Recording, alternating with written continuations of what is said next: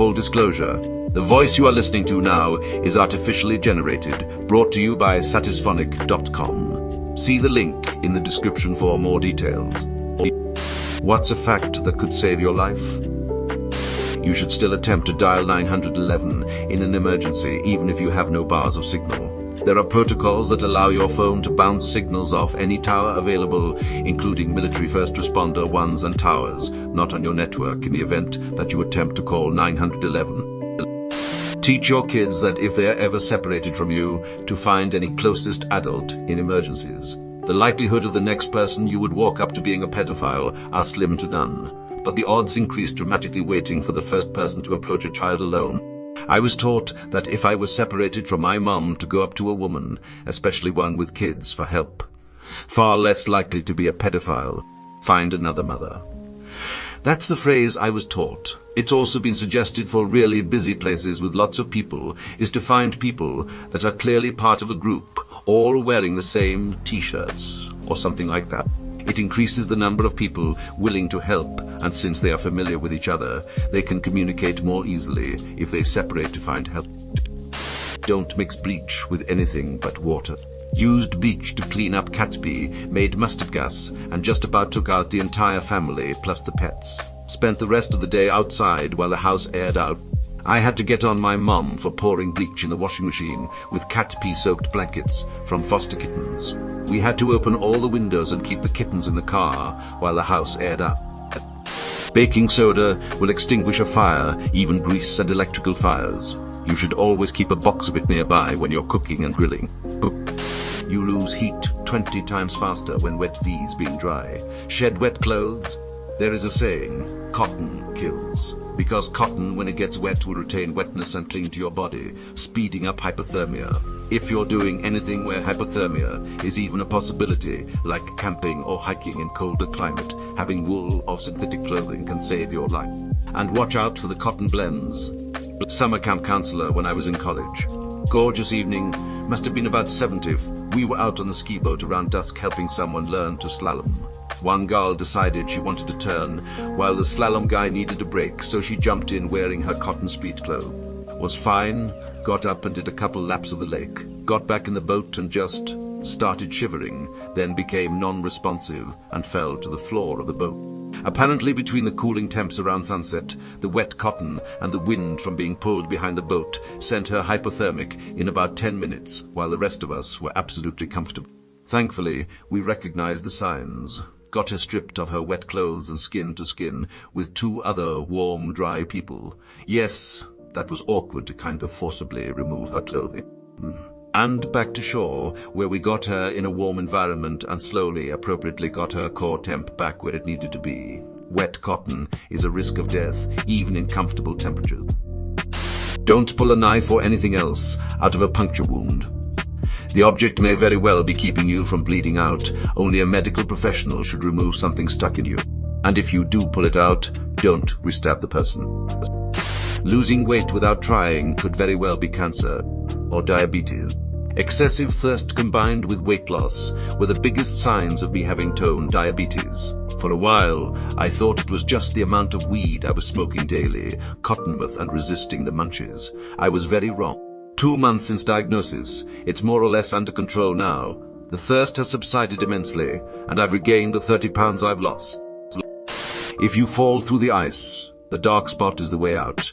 Edit as the sun reflects off the ice surface. The spot you entered has no ice or reflection, so will be dark, opposite what we would naturally think. Also, if you fall through the ice, make sure you grab the ice behind you to crawl back out, not in front of you. The ice behind you was obviously strong enough to hold you up until that point. My grandpa always tells me this, and his brother had unfortunately drowned this exact way when he was sick. My dumbass was thinking, so put your arms behind you to get out, but I understand now. Of course, if you fall and get turned around in the water, it may be difficult. To add, I was told that when getting out, slide out like a seal and starfish your body to make a larger surface area, much like a snowshoe when walking in deep snow. Of course, I live in the desert, so what the hell do I know about ice and snow? That is correct, and also can save your life after an avalanche after you dug out, as well as quicksand. Surface area is king. Spread that weight out. If you get lost in the wilderness, the best thing to do is to stay calm and stay put. Unless there is an immediate threat to your safety in the area, just sit down and wait for someone to come find you. Many people die or get seriously injured because they keep moving and search rescue can't catch up to them. The best thing to do is always carry a deck of cards. If you're ever lost in the woods, just stay put and use the deck of cards to play solitaire. Eventually, someone will come along and tell you how to play your next move. Don't pour water on a grease fire. Put baking soda on it instead. And flour is not an acceptable substitute for baking soda. Found that out the hard way. Dang, you may have just saved me in the future. I was thinking baking soda.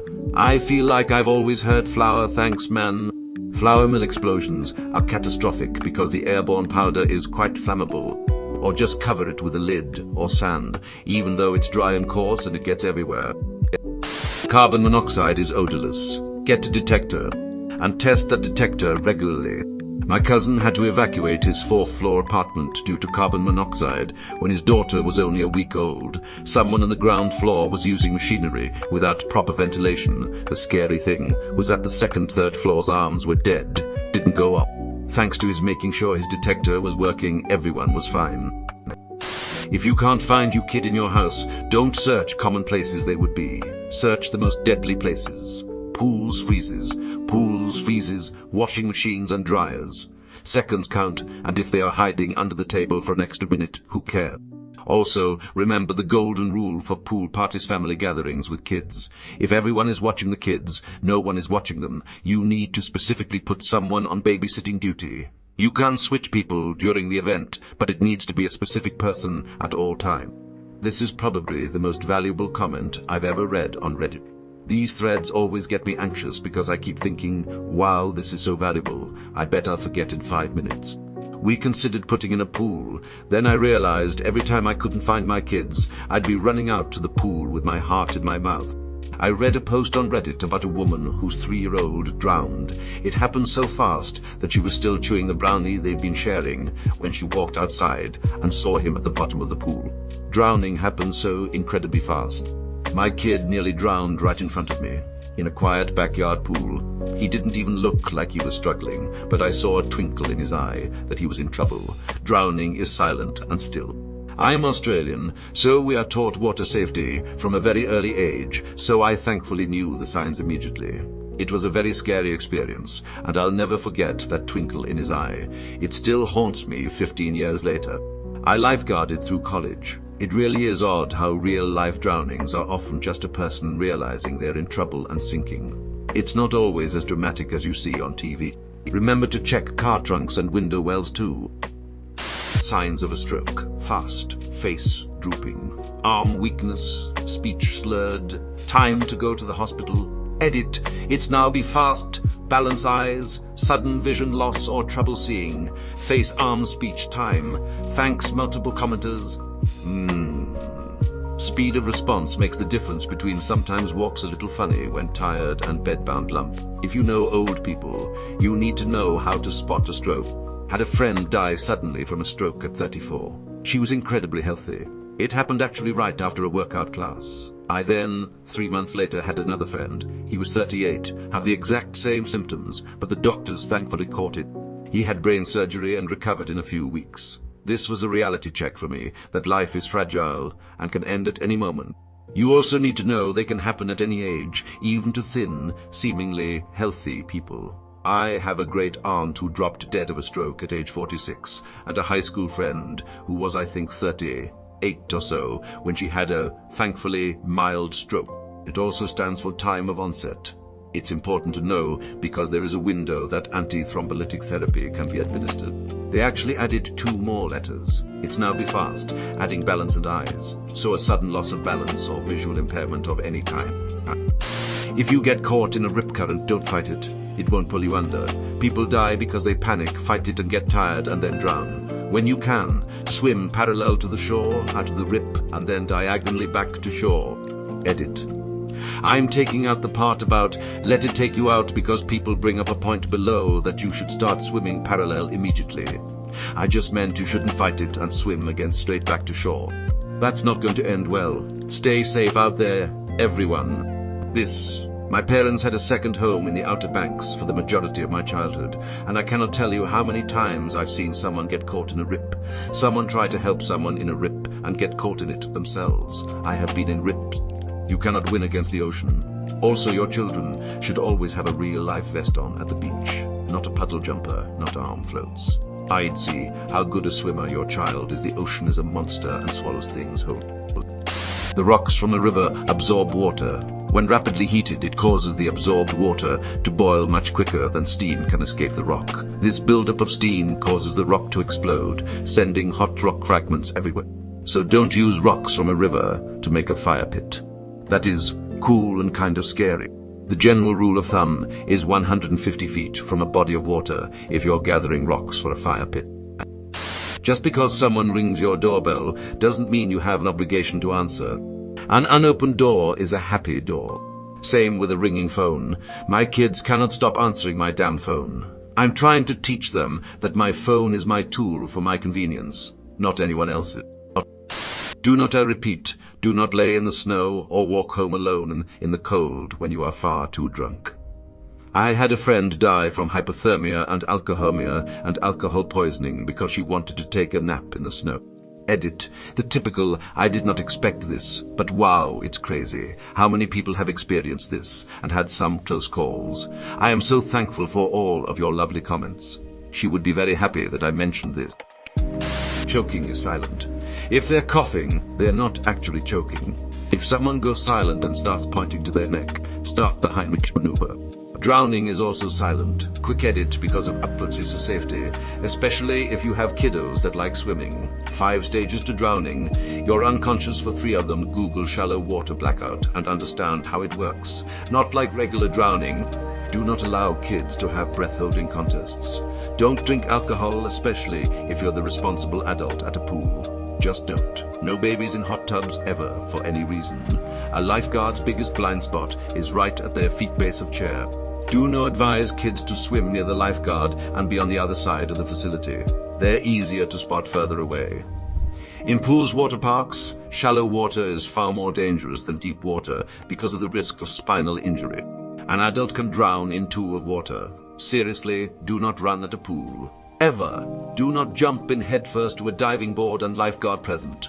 Ever. Source. Former guard instructor and auditor for big water parks. Second edit to big water parks. Second edit to add point E6 and include a link for 2. Yup. I almost drowned in open sea during a cruise excursion. I was near a boat surrounded by at least 30 others, and I was struggling. The thought never occurred to me to yell out for help. I was also paddling one-handed because I was stupidly carrying someone else's snorkeling mask. Even though I was at real risk of dying, I never did the obvious thing and dropped the extra gear and asked for help. Other people were never more than 15 feet from me. By a miracle, I made it back to the boat and was able to grab onto it to catch my breath. Be proactive, y'all. Look after each other in the water and don't be afraid to ask someone if they need help. And if they don't respond to your questions, they probably most definitely need help. I was a good swimmer in a crowded backyard swimming pool. I was younger than most everyone, so waves kept hitting me just as I was trying to catch a breath. I was starting to get concerned, and no one was close enough to help me. Finally, my dad saw me and saved me. I couldn't have yelled because I was trying to breathe first. He saved my mom's life with a Heimlich I learned in high school. It's as you said. She was silent and standing very straight, with her eyes wide open. Rescue took 17 minutes to get here. If you are choking, don't leave the room, go to the bathroom. Stay with other people, they may need to save you. If they're coughing, the body is currently taking care of it. Don't start wildly slapping their back like a monkey, you might be making it worse. Turns out that evolution is pretty awesome at refining skills like that. A partially blocked airway can also go back and forth between silence and a wheeze gurgle as air is pushed up out of the lungs, moving the obstruction until it lodges back in place. A fishy smell in your house could mean there's an electrical fire. Fun story. When I was 19 in a co-op, I brought salmon into work and microwaved it, leading to the evacuation of an office building because they thought it was an electrical issue, and that was the day I learned to not microwave fish at an office. Or do it all the time and become the phantom fisher to get breaks from work. Check your breast testicles regularly for lumps. I live in Canada. This only applies to cold climates. They are not dead until they are warm and dead. There are many cases where somebody got stuck outside and froze, then doctor revived them. However, the phrase is more specific to cold water drownings. The odds of restoring a pulse on patients is greater in cold water drowning patients. Additionally, the odds of ROSC are better for pediatric patients in these scenarios. While there are some cases of people being frozen due to dry cold exposure and being revived, most cases are limited when the tissue is frozen, making chest compressions and medication administration impossible. If someone comes at you with a weapon and tells you to go with them, do not. Never go to the second location. My mom told me from a really young age, if you get in the car, you are never going home. Never ever get in the car. I taught my sons the same thing.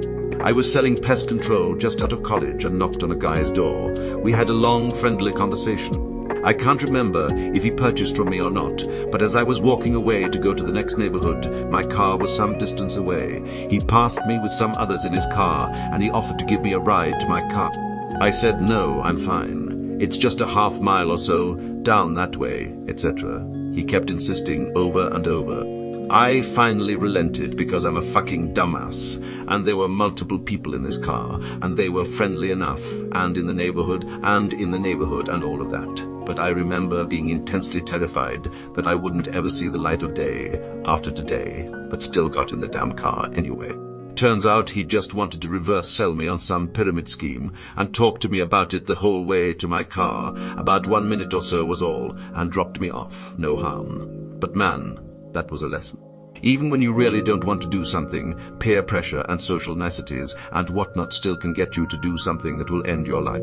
I got lucky and vowed from that point forward that if I do not know the person, I am allowed to be rude and tell them, under no uncertain circumstances, that I am unwilling to do the thing they want me to do, which may endanger my life.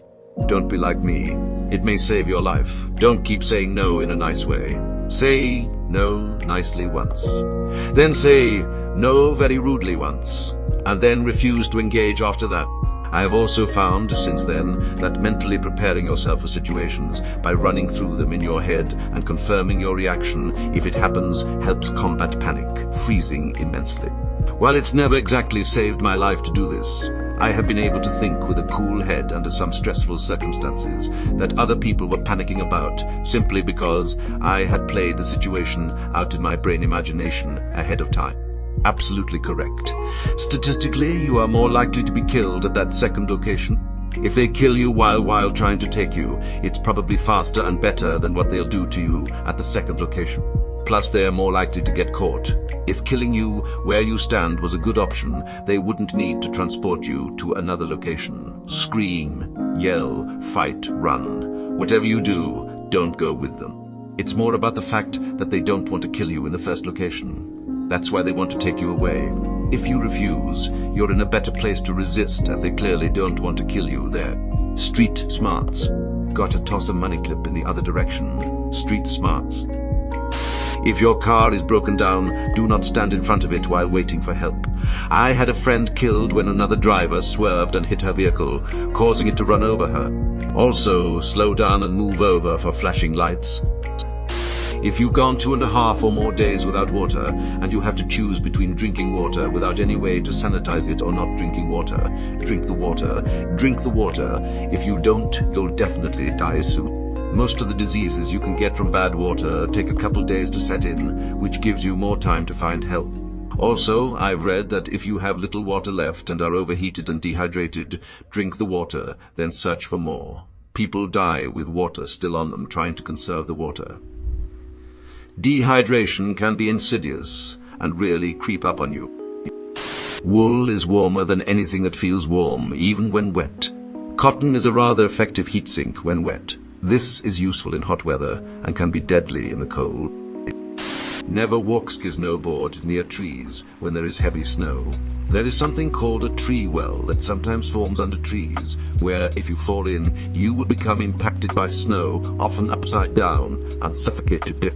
There's a POV video of a guy who fell into a tree well, and miraculously another guy found him in time and saved him. Absolutely terrifying stuff. Here's the horrifying and amazing video hetips. YouTube, come watch Vatum 59608. If you get bit by a wild animal, get yourself to a hospital ASAP and tell them that. You don't want rabies to set in. You're only at risk of getting rabies if it's a mammal. Birds, fish, reptiles, amphibians, and invertebrates cannot carry the disease. Source: TC Edit. To address repeat comments, yes, you should still get the bite treated quickly regardless of what bit you. You're just not gonna get rabies if your assailant wasn't a mammal. I did not know that opossums and other marsupials have a body temperature that is too low for the rabies virus to survive. Nor did I know that Australia is rabies-free, though I am aware of the multitude of other ways you can die there. Bats are mammals, not birds. If one bites you, get treated for rabies. My mom always taught me to count rows between your seat and the emergency exit. So if you can't see where you are going, you can feel where you are going. I'll never forget that. Bring a lot of water if you head into the desert. Like way more than you think you need. If it feels wrong, it probably is. Trust that gut feeling. It's there for a reason. I just read The Gift of Fear by Gavin DeBecker. I trust my intuition so much more now. Every time I've had that little brain tingle, I've been right. The symptoms of a heart attack are different for women. Have a mole check as soon as you can. Never put off going to the doctor if you think something is wrong. Fight your doctor if they don't help you. Never give up. It's your life that is in danger, not theirs. I just read The Gift of Fear by Gavin DeBecker. I trust my intuition so much more now. Every time I've had that little brain tingle, I've been right. Elephants can outrun you. Elephants can outswim you. Elephants can throw objects at you. Elephants do not think you are cute. Elephants are very emotional. Elephants remember. Elephants will show up at your funeral and stomp you out again if you have been leading poachers to their babies. My dad told me a story about a friend of his that has since passed. The friend spent years living in Thailand part-time when they were younger. One day, an Asian elephant was in his way, so he slapped its rump to try to get it moving. It looked back at him with apparent offense, but went on its way. 10 years later, the friend is outside his house in Thailand, and an elephant approaches. It slaps him upside the head with its trunk and leaves peacefully again. The lesson is, don't be an ass to elephants. That elephant is a legend. I hope it lived, has a great life. They need to make a movie about that. Tagline: these elephants never forget and never forgive. Elephants cannot ride bicycles, so that's where you make up lost ground in the triathlon. Baber didn't become king of Africa by being a bitch. Did an elephant? Write this. If your kid gets kidnapped, don't teach them to say help. Teach them to say something like, who the fuck are you? You're not my fucking dad, fuck you. That's gonna turn a lot more heads and get you actual help a lot quicker. Once someone tried to nab me, and I think the reason I'm alive today is because I said, who are you, and why do you want me to go with you? Back when I was a toddler in the early 90s, I didn't want to leave a sporting event. My dad had to throw me over his shoulder, and I proceeded to scream, help me, all the way to the car. No one stopped him. One time when my daughter was a toddler and didn't want to get into her car seat when leaving the grocery store, she started doing this. She also screamed, you're not my mom, which I told her to do if a stranger took her. That one backfired. A lady came over a bit concerned, and I assured her this was my child, and I was happy to show her the million pics I have of her from birth to now in my phone. The lady said she believed me and left, but it was stressful. It was the only time my kid ever did anything like that. She was really pissed about getting into that car seat, I guess. Honestly, good on that lady. Incredibly embarrassing for you, I'm sure, but what you taught her clearly worked. That's my purse. I don't know you.